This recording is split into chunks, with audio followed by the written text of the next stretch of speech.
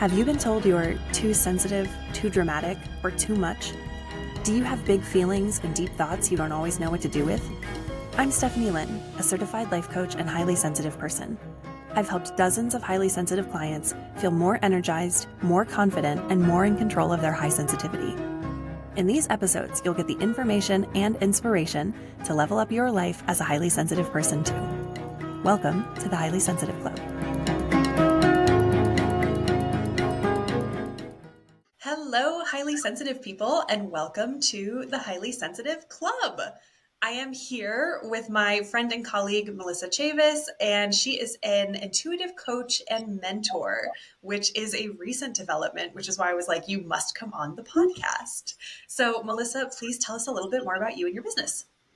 Yeah, thank you so much for having me on here, Stephanie. This is just amazing to get to share these conversations with you and then to come on here and to share it with your listeners. I'm super excited. So, as you said, I am an intuitive coach and mentor, and I work specifically with women who are kind of at that place in their lives where they're feeling like maybe a little burnt out, maybe a little stressed, unfulfilled, anxious, and not quite sure how to get to the place where they're feeling fulfilled, feeling like they're aligned with their purpose, and feeling like they're living as their most authentic self. Why is this such a passion for you? Because it is truly my journey, and it is the process that I've gone through, and it has been so impactful in my life and truly life-changing, right? So to be able to get to a place in life where you truly feel alive and feel like I am living my purpose and I'm living in alignment and I am being authentic is an amazing feeling. And I know that there are so many people who are in the position that I was in a couple years ago where they're just not feeling like this is the life I'm meant to live. And so if I can help more women get to this place of fulfillment and alignment, then that's amazing. I will have achieved so much in my life. I agree. And it really shines through for you, which was why I was like, you need to be my first podcast guest. For highly sensitive people, we tend to be really good at figuring out what other people want of us and then following through, and that people pleaser mask comes up, and then the imposter syndrome comes from it, and the perfectionism and all of this stuff. And it's so heightened for highly sensitive people.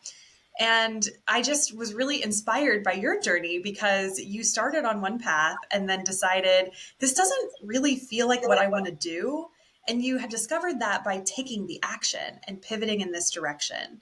So tell us what your pivot moment was, because when you told me the story, I was like, oh, yes, this is so good. So, yeah, I mean, I basically, I've lived my entire life sort of doing what you just said, where other people have told me what I was supposed to do, where I was supposed to go, how I was supposed to live this life, and what success really was, right? And I did that. And I realized, this isn't it. And so I kind of just started trying to find my way. I started my coaching business about a year and a half ago. And went into basically coaching women who were sort of similarly situated to me in my leadership role and in my 9-to-5 job. And so it was more so just because it's like, well, I know I want to be a coach and I feel like I know this topic area. I felt a lot of imposter syndrome around kind of coaching in any other space, because I was like, well, who am I to coach on anything other than the thing that I've been doing for the last 19 years? So I obviously need to stick with that because it's the only thing I really know. And it's the only thing I really have any kind of authority on. Right. So I went into that first and then pretty quickly realized, okay, maybe this isn't it. But I kind of pivoted slightly then, which was to work with female entrepreneurs, right? Specifically moms who are entrepreneurs. So it was like, okay, women who are similarly situated to me, but I'm still kind of doing that leadership thing. And this feels most, comfortable because it feels like something that I have some knowledge in and some background in, right? And it was great. And I met so many amazing women, worked with so many amazing moms. But as I kind of continued my journey of really looking inward and really understanding what I'm passionate about, because I think that's the thing that was still pretty elusive to me. I knew I wanted to be a coach. I knew I wanted to help in this way. And it was very fulfilling in a lot of ways, but it was like, is this my true purpose? Is this what I'm really supposed to be doing? So I think I went through a very intense period of time of really looking inward and really trying to find what was really important for me and what really truly lit me up and what was like, oh my gosh, this is what I'm supposed to do. And it took took a lot of effort because I had never done that in my life before.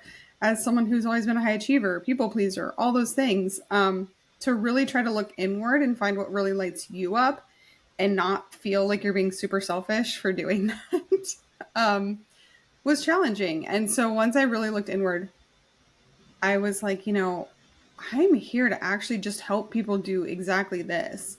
Because once I got there to the other side of it and realized like finding your true purpose, finding what you're meant to be doing is this feeling like nothing else. Like it's just this amazing breath of fresh air to be able to feel like this is what I'm meant to do. And I mean, there are other parts of the story that I've shared with you, like with my journey into human design and kind of learning different aspects about, who I truly am and what I'm here to do and how I'm best able to help other people. Yeah, I love that. And I'm hearing so many things that I know the people who are listening can relate to, especially sticking with what was comfortable, going with kind of continuing from your 9 to 5 job because that was what you were familiar with. You've been trained on that. And then kind of shifting into, well, it's not quite that. So let's try this and doing the entrepreneurship coaching for moms, which Mm-hmm. you were great at. And then still, that's the thing too that I find so interesting because you launched a program last year. You've been working with clients and it was going well. Mm-hmm. Testimonials, you had clients, you had stuff going on. And then this inner voice inside you was like, this isn't quite it. And I do want to talk about human design because that is something that you turned me on to. And now I'm like, ooh, I got to find out more about this. So I definitely want to Mm-hmm. ask you more about that. But what is it like tapping into your intuition? Because I think this is just so interesting the way that it manifests for different people. Mm-hmm. For me, it's all about really being still and listening, and even before that was a lot of just letting go and realizing the things that had been sort of learned and the things that had been kind of placed upon me and ingrained in me throughout my life, right? So stuff that I had just taken on, conditioning over the years. So, before I could even look inward, there's that process, right? Of just understanding even where these beliefs or thoughts about success came from. But the tuning into intuition has been a lot of meditation, a lot of stillness. I have also worked with a coach who is an energy healer and been through things like that too. So it's just sort of taking a lot of different modalities, combining them, pulling them together to really listen and then to pay attention when, I'm talking about something or when I'm thinking about something or something's being brought up with me, to pay attention to how that makes me feel and then really gravitate toward the things where it's like, yeah, that really feels like a yes. That really feels like this is it. Instead of constantly just using my thinking brain and my, critical thinking skills, it's really just tuning into your body and understanding like when something just really feels right for you.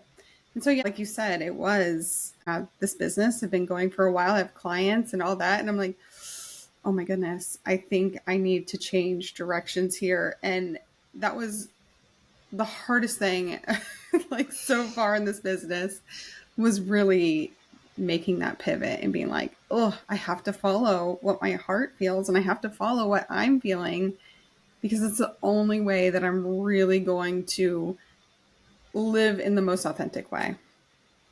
That's really powerful. And it does take courage to lean into that, and to listen to it and become aware of it, but also to follow it and apply it, especially when all other external signs are pointing towards, no, keep going. This is the right thing. And you're like, no, there's something inside me that's telling me that this is the right thing. What was some of that conditioning about what success was supposed to look like, and those things that you kind of absorbed that you're unlearning now? I think it was the a lot of the superficial stuff, like the status stuff. You need to go to college, get a good job, have this successful career where you make lots of money and you get these promotions and you kind of work your way up, and then you also get married and have the kids and have the nice house. And I think that, growing up, those were things that's like, well, that's how you are successful in life. That's how you will feel happy, right? So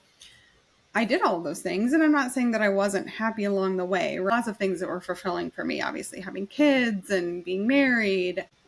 But, I had gotten to this point in my career, my life, where it's like, oh, I did all the things. I did the stuff that I was supposed to do. I checked all the boxes and had done really well in my career and had been promoted very quickly and got through all that. But it was kind of like I got to this point where I was like, oh, I thought I would feel really good. I thought, I'm successful now.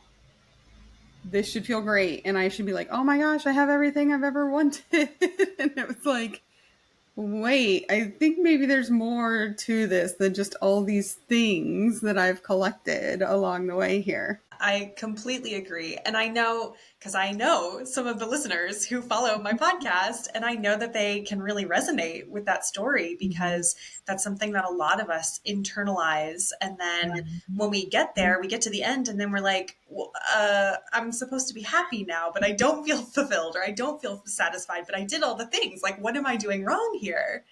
And I love hearing your perspective, because I decided to take the non-traditional route from the start. Like, never had a 9 to 5 job. I worked side gigs and was a private contractor for most of my working life.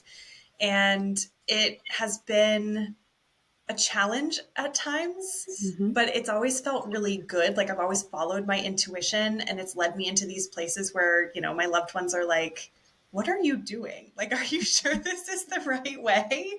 So I think having both sides of that perspective, that even if you have followed the traditional path and you climb the ladder of success, you can still make that pivot at any time, and it's still just as impactful. I think you brought up a really good point of, always following your intuition. And I think that's something that, um, you know, from a young age, I feel like I was kind of not taught to ignore that intuition, but kind of like this sense of sort of like overriding it. And not that anyone specifically said that to me, but I do feel like that I was made to believe that, like, sometimes, what I was feeling about something just wasn't quite the way that I should be feeling about it.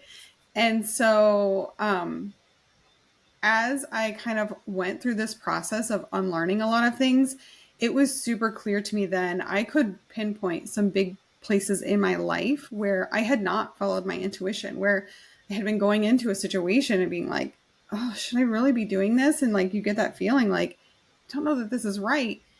And I would overwrite it. I would say, well, this is what society tells me is the right thing to do here. And this is what I'm supposed to be doing here. And so I guess that's really the decision that I should be making, and this idea that like other people knew more than me. And so I should follow their advice or, listen to their perspective on it. And it's like, now knowing what I know now, it's like, no, just, you should be living your life.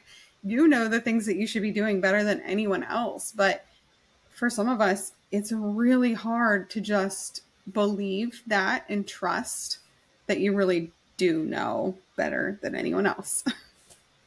Yeah. And it's something, I think it's a skill that you can practice, and you can definitely get better if, like you and me, and a lot of highly sensitive people, our intuition is pretty strong to begin with. But I had that experience too, where there were times where I kind of pushed my intuition aside, or I didn't listen to it as closely as I probably would have benefited from at the time, because I Mm-hmm. thought, no, this is what everyone's telling me I'm supposed to do. This is the path. These are the instructions. I'm following the system and this is what work. And then Mm-hmm. it's not until you get to the other side that you're like, huh, probably shouldn't have followed that system quite so closely.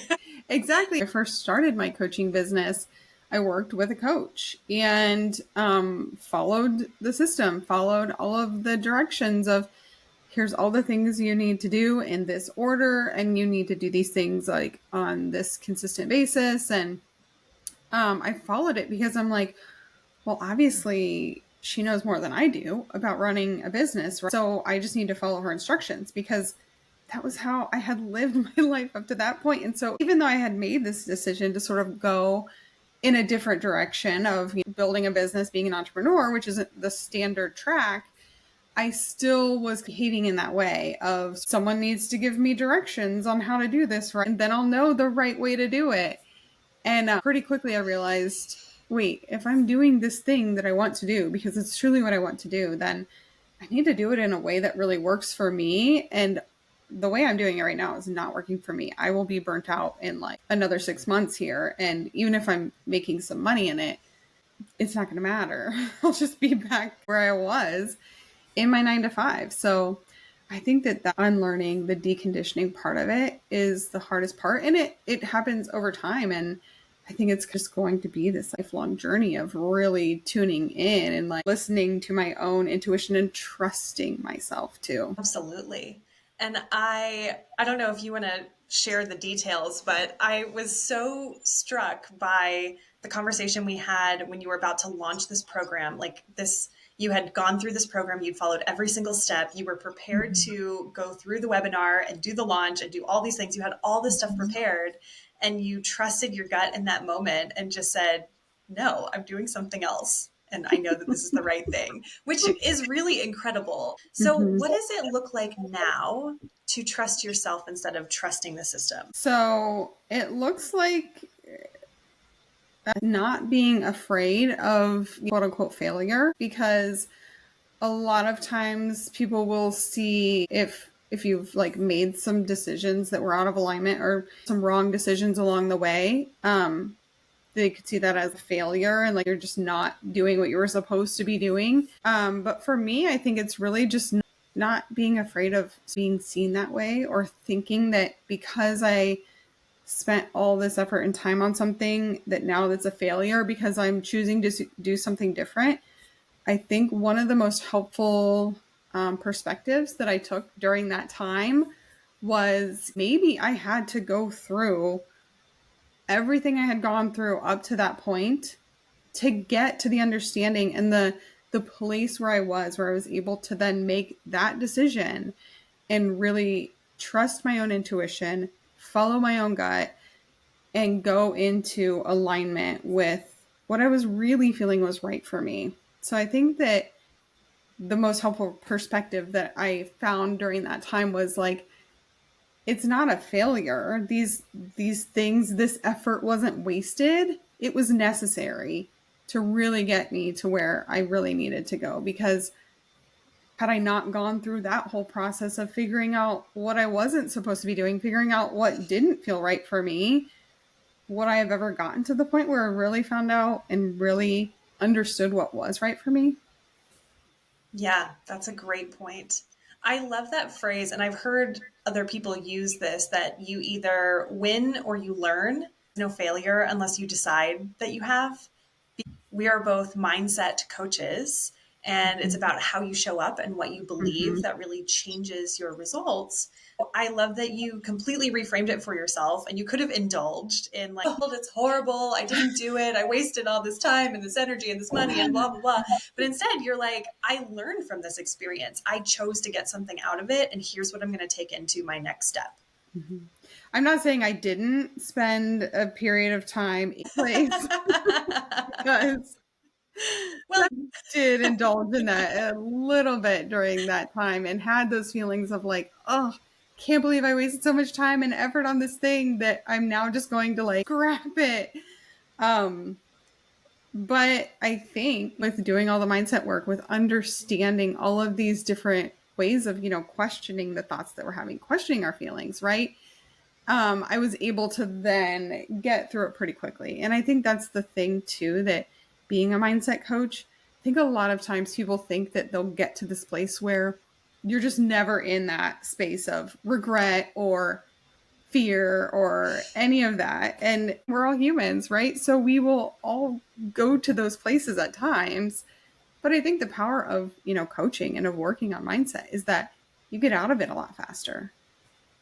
Yes, I completely agree. And I joke with my bestie that every once in a while I'll learn something as a self development junkie. And then I'm like, I've transcended all negative emotion forever. And then, of course, humanity will strike again. And I'm like, Exactly. I thought I was over Hmm. that. I think that it's sort of just a process, and that there will be a new situation that comes up for you where it's like, oh, shoot, this hit me again. And then just the fact that you can work through it and get through it so much faster. There were times in my life I'd spend days and even like weeks in that place of like regret or fear or things like that. And now it's like, okay, maybe I was there for a couple of hours, but I'm back. Yeah. Oh, yeah. That's so powerful. And I really resonated with what you said because I was just coaching myself this morning on feeling like I have to take responsibility for other people in some way, shape, or form. And I'm like, that old chestnut. Okay, no problem. I've seen this one before.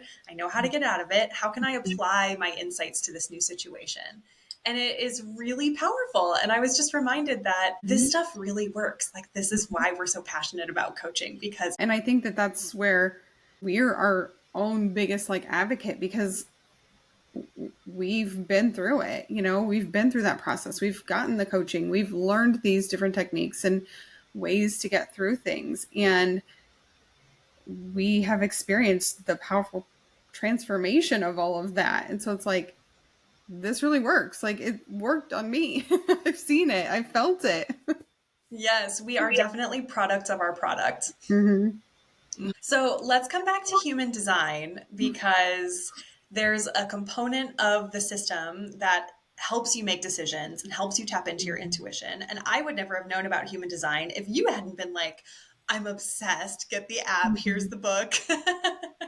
So, why don't you tell us what is human design? How did you discover it? And how is it showing up for you? So, human design is really a combination of multiple different categorization methods for, figuring out who you are underneath it all, figuring out who you are like as this your true nature, your true soul. And it, like I said, it combines a lot of different modalities, and I'm not going to get them all right. I know that there's astrology, there's the chakra system. It's essentially, a categorization system like we've probably all experienced, like the Enneagram and all that kind of stuff, right? We've all seen that and heard of that. This, though, was the first one where I found out that my human design type is a projector. And as soon as I found that out, and of course, then immediately started learning about what that means, it was the first time that I truly felt like, oh my gosh, this describes me. And this explains all the things that I had not been able to put words to for my entire life. And yes, this is who I am. And so for projectors, the big thing is to feel seen. So listening to this, learning about what is a projector, and then feeling seen, then I immediately was like, okay, everybody else needs to learn about human design because it is so spot on and everything about it is amazing. It's actually the most nuanced kind of categorization system that I've ever experienced, because while there are only like 5 types, the nuances underneath it are, I think I've heard there are thousands of different combinations possible. So it is very nuanced and very detailed. And so it's kind of like you look further and further down into your chart and can learn all these different things about yourself, really. Yeah, it is incredibly powerful. And just as a little introduction, the 5 types are manifestors, generators, manifesting generators who have the best of both worlds, projectors, and then reflectors. I'm a generator, which is the most common type. And generators we literally generate energy. Like whatever lights us up, we're the ones who can like go out and do things in the world. But it's so funny talking about this because we were discussing how that manifests for me as a highly sensitive person, because there is a balance to it that does show up in lower parts of my chart where it's not necessarily as easy for me to just go all the time without having some kind of cost on the other side of it that my sensitivity has an effect on. But the projector is so good for you because generators come up with the energy. We're the doers. We take care of things, which just feels very appropriate for me.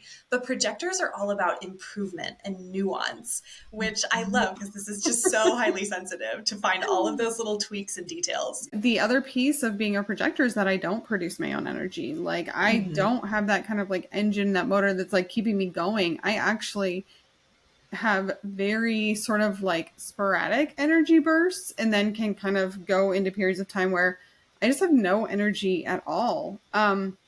Which of course is a challenge in itself with having 4 kids, but and running a business. But one of the ways that I do get energy is actually through conversations and interactions with generators like you. So a lot of our conversations are energy giving for me. And so I can walk away and feel like, oh, I'm lit up about this thing. Like I have this energy for it. And so that has been this real learning experience too, because I think I always identified as an introvert, which I think is true because I don't have that energy to constantly be going and talking, but it doesn't quite make sense because there are times where I can have one-on-one conversation or a small group conversation with people and get energy from it. It doesn't drain me. It actually makes me feel a little more energized then.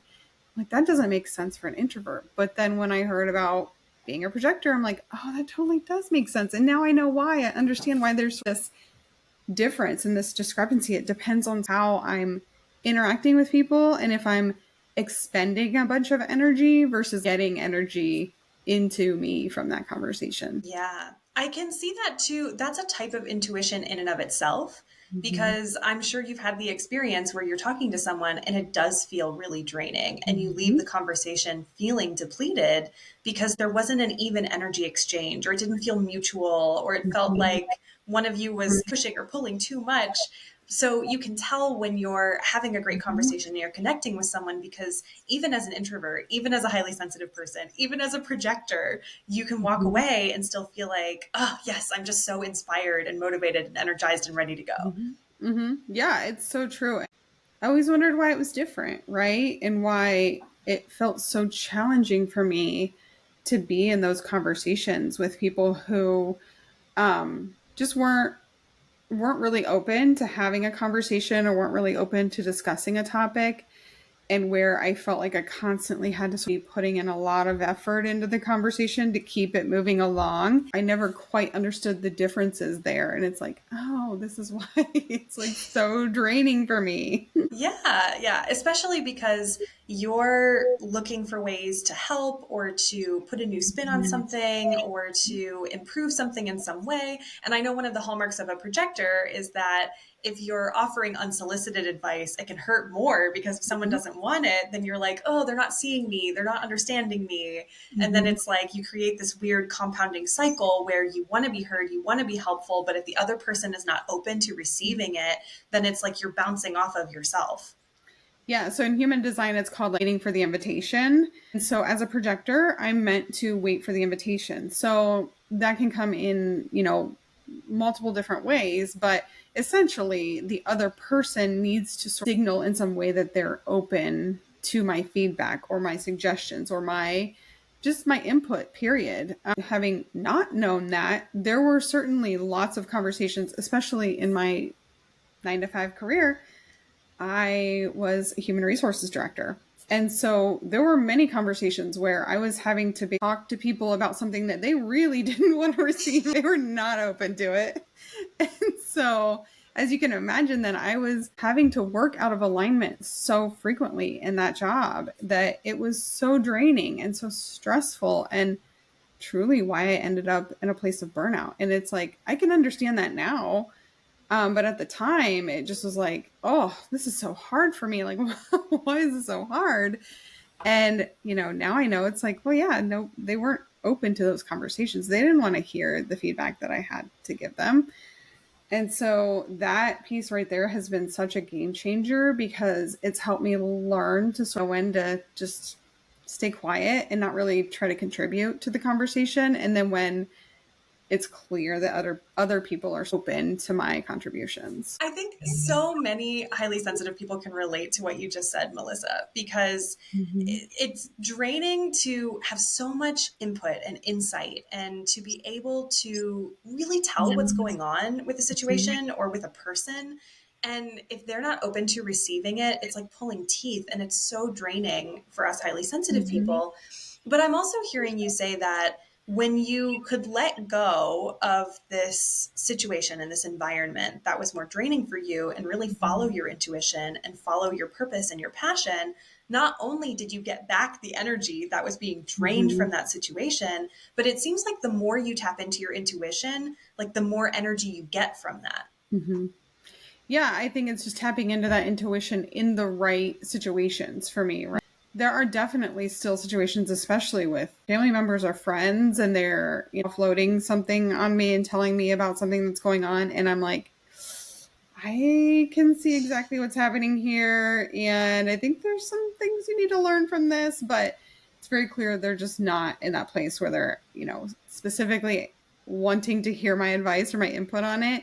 And so now it's like, okay, yeah, I do know all these things that are going on there, and I can definitely see what the issue is, but we're not in a place where they want to hear that from me. And so I'm able to kind of be like, okay, I don't need to provide that for them right now. If they come to me later, I'll certainly have a conversation with them, but just protecting my own energy and understanding those boundaries a little bit better and how to navigate it has been so incredibly helpful. And yes, helping me maintain what little energy I do have, and then helping me understand the conversations where I will get energy from that. So it's been super helpful. And it almost comes from a knowing and a trusting that the other person is on their journey, and it's okay for them to be on their journey. And even if we can help, or even if we see something that we think could help them shift perspective or give them a new insight, that doesn't necessarily have to be how we show up in that situation. And there's still value in just being present. Right. Yeah. And I think that that's the ability to understand that it's important sometimes to just take a minute and really think about what is going on here before you respond to the situations. That ability to really manage your mind and really kind of manage your thinking and take a beat before you automatically say whatever's coming up for you in that moment. And it's got a combination of like mindset work and understanding all of this about the way my brain's working. And then also understanding about being true to myself and in alignment in different situations. Yeah. And speaking of alignment too, because this is the last thing I wanted to touch on with human design, underneath your 5 energy types and underneath the various other categories, the one thing that I found most interesting for both of us in our intuition is our authority piece. And there are 7 different spots in the body in human design where you can tap into your authority, and it helps you make decisions and it helps you tap into intuition. Mine is sacral, which means my gut. I get that gut feeling about something. And after I learned this, I started pursuing that. And I have this, it's not always like a pull, but it's like an expansiveness for me. But if it's a no, I can feel it. It's like everything goes, like it just shrinks and I contract and I'm like, no, not for me. I don't want to do this. So, what is your authority and how does that show up for you?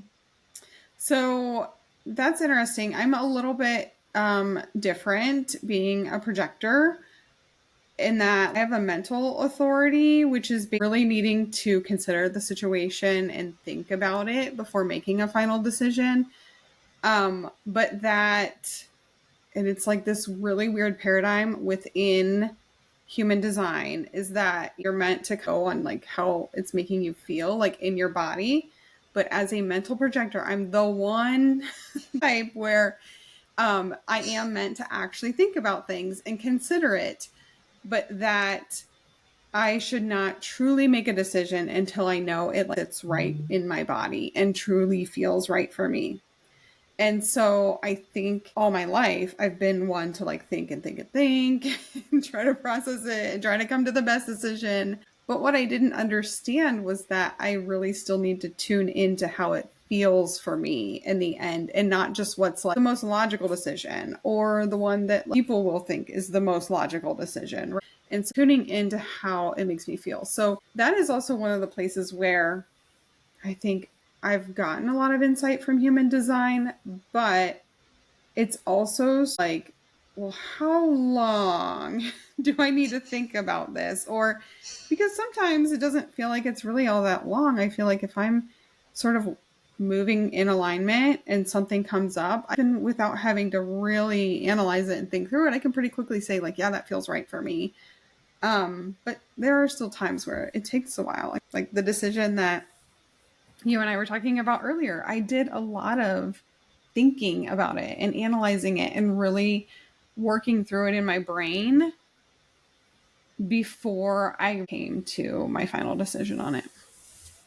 I just had an insight as you were sharing about how you have to connect your thoughts and the mental part of it to your body to really connect and embody the intuition.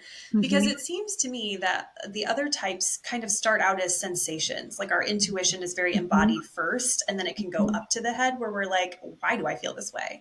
And Mm-hmm. then can analyze it. And for you, it sounds like it's the opposite, where it starts in your head and then it Mm-hmm. travels down to the sensations to corroborate what you're feeling and what your instincts are telling you. Mm-hmm.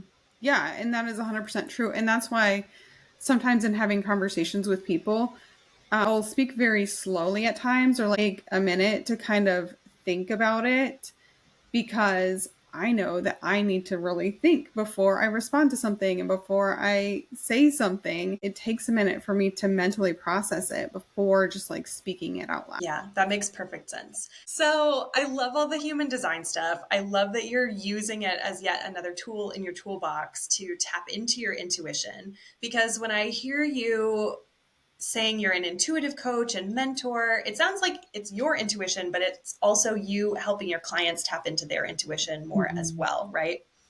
Yeah, absolutely. So what I found is also from being a projector, my aura is very penetrating and I can really pick up on other people's auras, other people's sort of vibes that they're giving off. And so once I really started to trust my instincts and trust my intuition and really lean into it, I realized that a lot of times, and this is where a lot of times I was really kind of overriding it, is like I can be having a conversation with someone and relatively quickly pick up on sort of that energy that they're putting off. But a lot of times I would be like, oh, that's just in my head, or I can't really trust that. But what I found in my coaching practice is that when I'm in a conversation with someone where obviously they're there to be coached and get guidance, it's been very helpful for me to really tune into that intuition and know pretty quickly what it is that they need to hear or what the blocks are that are coming up for them and how they can work through it.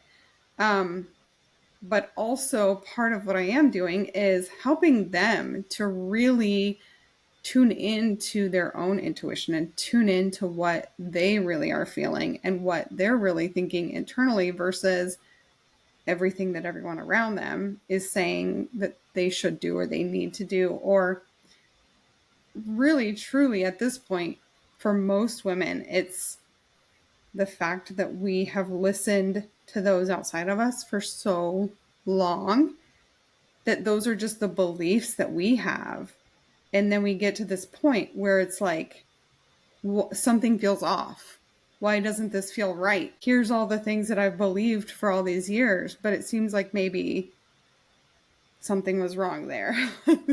That wasn't quite what I needed to do because I don't feel the way I thought I would feel.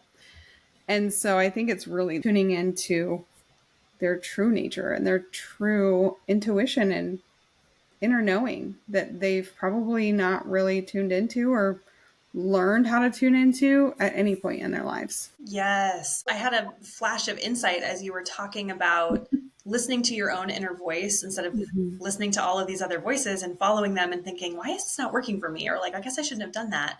And it makes me think, because I'm such a word nerd, about the similarities between authenticity and authority, because they have the same root word around author, which is to write, to be the creator of something. So to be authentic is to give yourself authority in your own life and to trust your intuition in that. That's really powerful. Yeah, I love that. That makes so much sense. And that is exactly true. And that's the part where many of us have not allowed that for ourselves. We have not allowed ourselves to be the author of our own lives.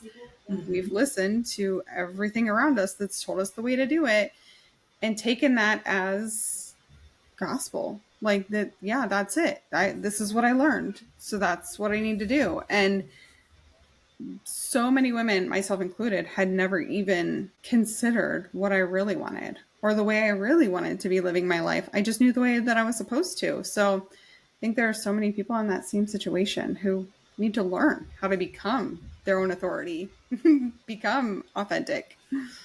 Yeah, I completely agree. And I was thinking about highly sensitive people as you were talking about that, and how we process so much information and we pick up this information from other people and their vibe or their energy. We empathize with them.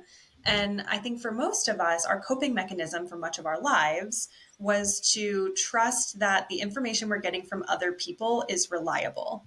And it's not until we can reach a point of maturity for ourselves that we can take that information to a deeper level and process it and then determine for ourselves, does this need to stay or does this need to go? And being able to have some confidence in ourselves, even though everybody might be telling us differently, that yes, I can let this go, or yes, I'm going to keep this and I'm going to tweak it this way, or I'm going to do this thing with it. And that's how you really build that incredible life, especially as highly sensitive people.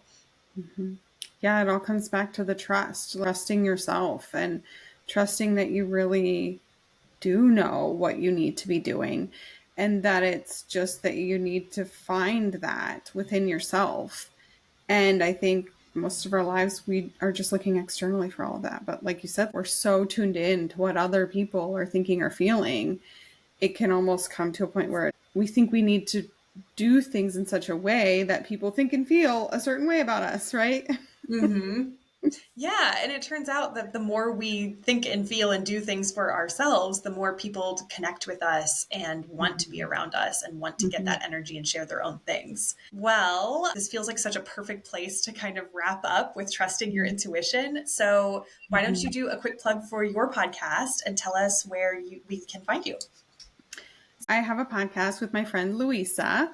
It is called Sacred Shift, Luminous Conversations with Your Spiritual Besties. And we talk about all things spiritual, talk about guidance and also intuition, inner knowing, and how we can tap into that sort of universe and the feeling of being guided and being led, which I think comes with really getting to know yourself and going a little deeper. We are on YouTube and, of course, Spotify, Apple, Audible, all the places you can listen to a podcast. Yay! And then if someone wants to reach out to you to get some intuitive guidance and mentorship and coaching, where can they find you? So I'm on Instagram at Melissa Ann Chavis, and that is probably the best way to follow along and reach out to me. Perfect. And I will put that in the show notes as well so that people can start following you. Thank you for your time and for this lovely conversation. I always enjoy hearing your insights and your thoughts and just following your journey, because you are really embodying being authentic every single day, and even going against the grain sometimes, but doing it in service of yourself and what you're providing for the world and your clients and the people around you. And it's really powerful to see, and it's very inspiring. So thank you so much. It was really beautiful. Thank you. I appreciate the opportunity and love talking with you as well, as you know. Samesies. Perfect. Thanks for listening. If you're ready to take what you learned today to the next level, head over to StephanieLynn, that's LINN.com, and book a consultation call to get started. I can't wait to see you there, my dear HSP.